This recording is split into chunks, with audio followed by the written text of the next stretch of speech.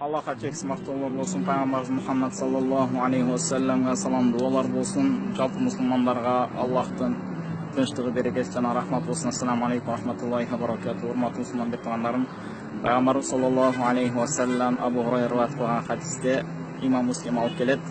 Atadruna mel muflis? Qalu el muflisu fina men la dirham lehu ve la mata'. Чыныгы банкрот адам, чыныгы кур калган адам эмне?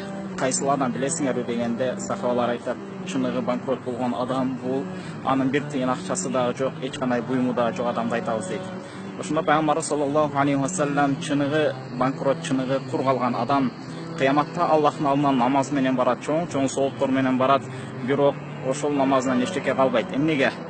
Ал бирөөнү бул дүйнөдө жамандаган болот, бирөөнү тилдеген болот, бирөөгө зыян жеткирген болот, бирөөгө ыза берген болот, бирөөнү өлтүргөн болот, бирөөнүн канын агызган болот.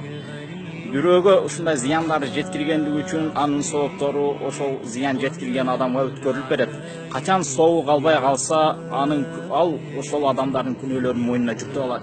Кимге зыян жеткирген болсо, ошол зыян алган, зыян тарткан адамдардын күнөөлөрүн өзүнүн мойнуна жүктөп алат. Урматтуу мусулман бетаным, Аллах таалам бүткүл күнөөлөрдү кечирет. Аллах таалам жада калса, ширкти да кечирет бул дүйнөдө тооба кылып өтө турган болсоңуз. Бирок Аллах таалам бир мусулманга жеткирген ызаны, зыянды жеткирбейт, кечирбейт. Качан гана өзүңүз тооба кылбасаңыз, качан гана өзүңүз барып ошодон кечирим сурабасаңыз, качан гана ага барып жакшылыктарды кылбасаңыз жамандаган адамыңызга, кыямат барганда Аллах таалам буну кечире албайт. Аллах таалам адилеттүүлүк сыпаты ушул экөөңүздөрдүн отуңуздарга коюп коет. Эгерде сиз анын сообун ала турган болсоңуз, сообун аласыз. Анын сообу калбай турган болсо, өзүңүздүн күнөөңүздү дагы жүктөп бересиз.